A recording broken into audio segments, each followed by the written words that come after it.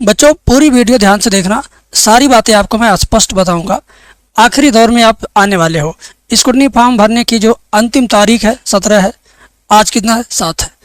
गिना चुना 10 दिन आपको दिख रहा है, लेकिन ऐसे में आप बहुत बड़ी गलतियां कर रहे हो।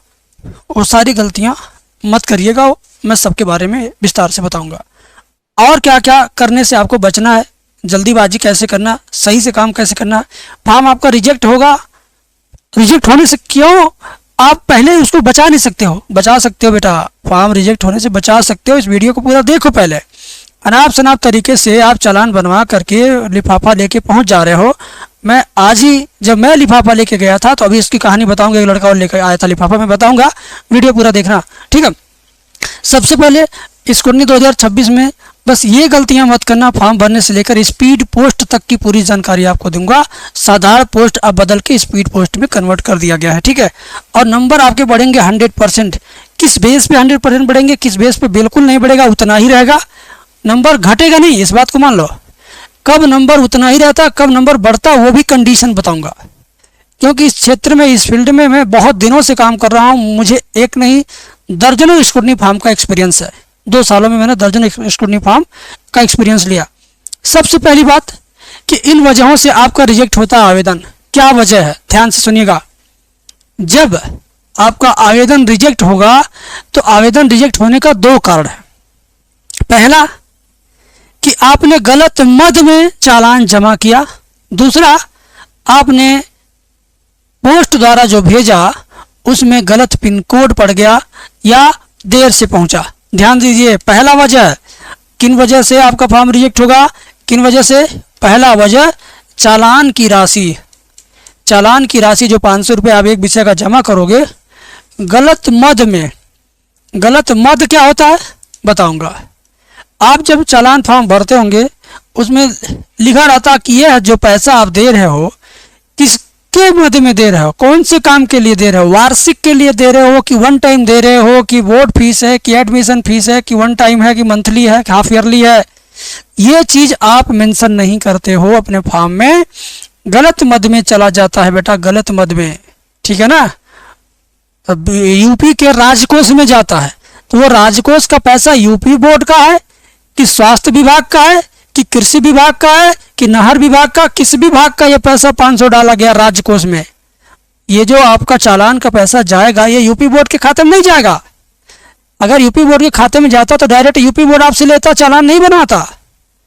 ऐसे सोचो कि कोई पैसा परिवार के मुखिया के पास गया। अब मुखिया को ये बताना पड़ेगा कि ये पैसा हम उनके घर के इस वाले लड़के के लिए दे रहे हैं। तो मुखिया को जब पता चल जाए, मान लो एक मुखिया है, मुखिया के 3 बेटे, 4 बेटे, 5 बेटे, चाहे जितने बेटे हो सकते हैं, लेकिन तीसरे नंबर बेटे के लिए आपने अगर उनके बाप को पैसा दिया है, तो वो पैसा उस बाप को बताना पड़ेगा कि ये जो पैसा 500 दे रहे हैं ना, ये आपके तीसरे नंबर वाले बच्चे के लिए है, ये आप रखिए, अब उनको दे दीजिएगा, ये हमारी जिम्मेदारी अब खत्म होती है। तो ये होता है मद। उसमें मद आता है, कौन से मद में आप जमा कर रहे हो, ताकि आप राजकोष वालों को ये पता चले, उत्तर प्रदेश राजकोष को ये पता चले कि आपने यह शिक्षा मद में यूपी बोर्ड को पैसा दिया या किस विभाग के लिए आपने पैसा दिया। तो सबसे बड़ी गलती यह है, फॉर्म भरते समय मद आप गलत करते हो। दूसरा गलती रिजेक्ट का होने का क्या है, दूसरा कारण कि आप 2 कारण इसमें फ्री हो जाता है। गलत पिन कोड या देर हो जाना या देरी होना। बोर्ड ऑफिस पहुंचने में आपका लिफाफा देरी कर देगा। कभी यही लिफाफा 3 दिन में पहुंचता है, तो कभी यही 5 दिन में पहुंचता है। बीच में संडे पड़ गया या और कोई छुट्टी पड़ गया, तो ये मान के चलो 5 दिन लगेगा बोर्ड ऑफिस जाने में। तो अगर आप कोई फॉर्म भरते हैं 15 तारीख को, 15 तारीख से 5 दिन जोड़ेंगे, वो 20 तारीख हो जाएगा। जबकि बोर्ड एक्सेप्ट करेगा कितने तारीख तक? 17 तारीख तक ही उसको चाहिए हर हाल में। तो इस नाते बच्चों, आपसे बस यही निवेदन है कि आप किसी भी हालत में ये काम मत होने देना देरी। किसी भी हालत में चालान गलत मद में मत जमा करवाना। बैंक वाले क्या, बैंक वाले पैसा ले लेंगे, आपको दे देंगे। बैंक वालों से पूछिएगा जमा करते किस मद में आपने पैसा जमा किया, कृपया मद भी लिखे हैं। चालान पर मद भी लिखा जाएगा जब, तो फिर वो मिलान हो जाएगा राजकोष के ऑफिस कार्यालय में, वहाँ से वो पैसा यूपी बोर्ड को डिलीवर हो जाएगा, यूपी बोर्ड उस खर्चे से आपका काम कराएगा। लेकिन अगर गलत मत हो गया तो पैसा राजकोष में पड़ा रह जाएगा, यूपी बोर्ड के अधिकारियों कर्मचारियों कार्यालय तक नहीं पहुँचेगा, तो आपका काम नहीं होगा, नंबर नहीं बढ़ेगा। बाद में आप कहोगे कि गुरुदेव मैंने स्क्रूटनी फॉर्म भरा, हमारा नंबर नहीं बढ़ा, ये क्या हो गया, धोखा। तो धोखा आप शुरुआत से करना शुरू किया आपने, वे लोग धोखा नहीं करते, धोखा आपसे ही शुरुआत होता है। तो बेटा इस चीज़ को सही से आप समझो। पॉइंट नंबर अगला आप देखें। अगला पॉइंट, फॉर्म भरते समय इन बातों का आपको ध्यान रखना। किन बातों का, अभी आपको बताता हूँ। फॉर्म भरते समय आप जिस विषय में आपको स्क्रूटनी फॉर्म भरना है उस विषय का चेक बॉक्स आपको चेक करवाना है, ठीक। दूसरा, सही मद में पैसा जमा किया हो, सही मद में पैसा जमा किया हो। तीसरा, चालान नंबर बैंक वाले हाथ से अगर लिख के देंगे तो गोजा गांजी रहेगा, तो वो आप स्पष्ट रूप से पढ़ के समझ के तभी स्पष्ट करने के बाद ही आप लिखेंगे। पता चला एक नंबर अगर आप गलत लिख दिए तो वो नंबर मैच नहीं करेगा, तो आपका पैसा बर्बाद हो गया, आपकी कॉपी चेक नहीं होगी, तो आप कहोगे मेरा रिजेक्ट हो गया, मेरा चेक नहीं हुआ, मेरा नंबर नहीं बढ़ा, मेरे साथ फिर चीटिंग हुआ, मेरे साथ फिर धोखा हुआ। तो कभी भी किसी भी हालत में आप जो चालान नंबर है उसको स्पष्ट पहले पढ़ लें, जब स्पष्ट हो जाए तभी आप लिखें। अंदाजिया नहीं कि ये 6 बना था कि 8 बना था कि 5 बना था कि 3 बना था, पता नहीं चलता 3 है 4 है 5 है। उसी में अंक भी आ जाता, अल्फ़ाबेट भी आता, ABCD भी रहता है और अंक भी रहता है। जैसे मान लो कोई चालान नंबर ऐसे लिखता है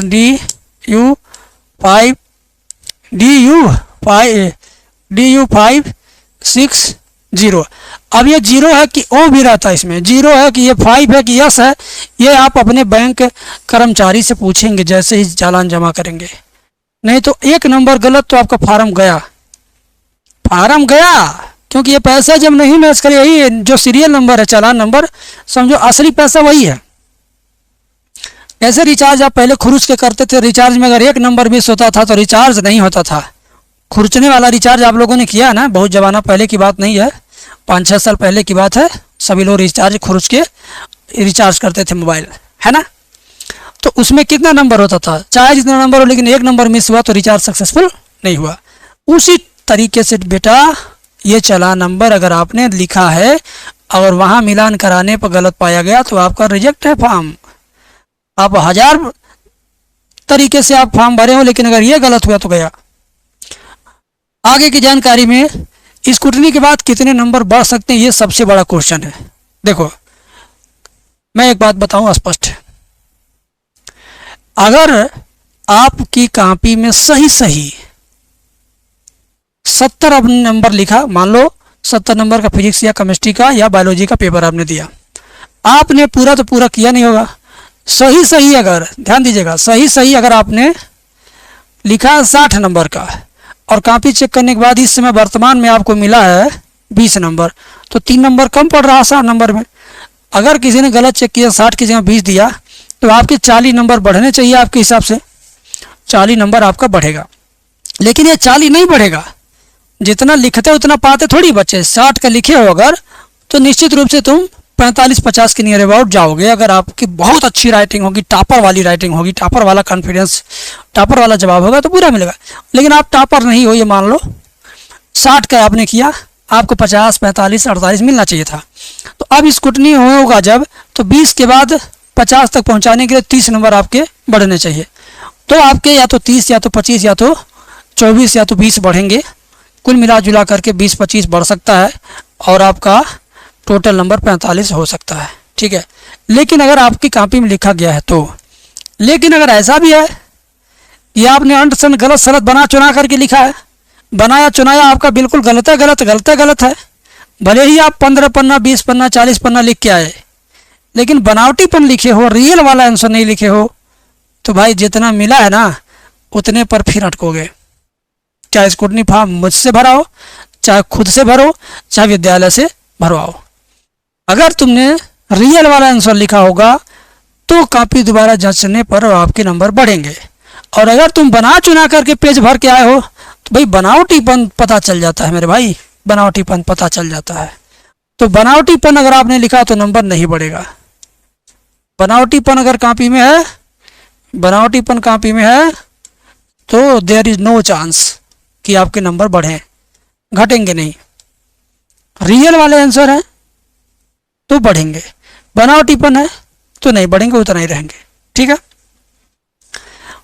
अब इसके अलावा बैंक में क्या और कैसे करना, ये बच्चे ज़्यादा पूछते हैं।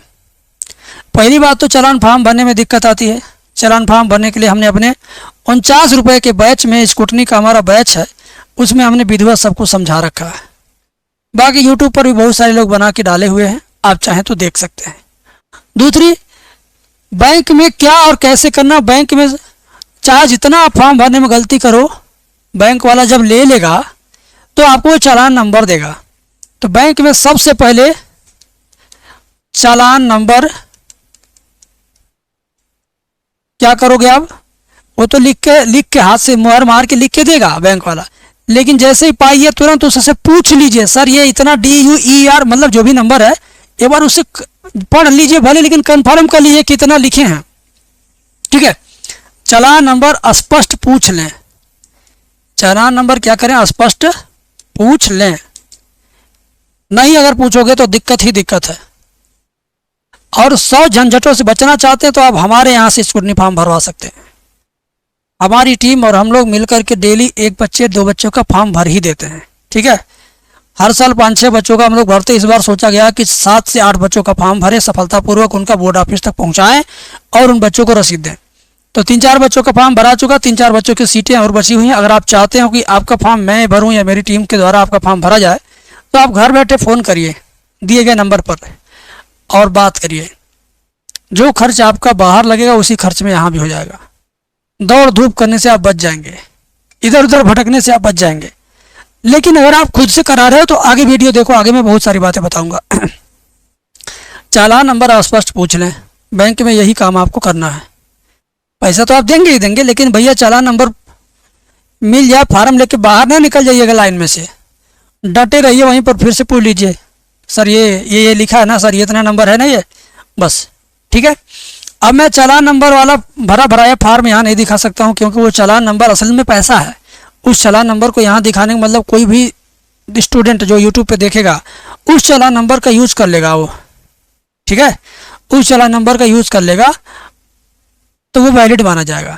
इसी नाते भराया चालान फार्म किसी को दिखाना नहीं चाहिए।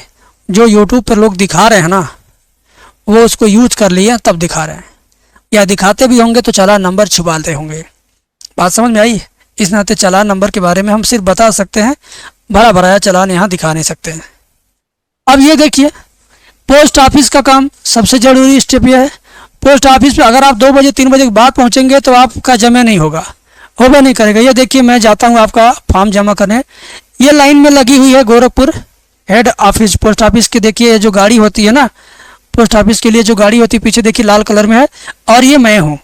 मैं फॉर्म लेकर के लाइन में हूँ। अब ये लाइन 1 2 3 4, 1 2, इसके पीछे भी आदमी है, 2 2 4 5 6 7, इसके आगे भी लोग हैं अभी हैं।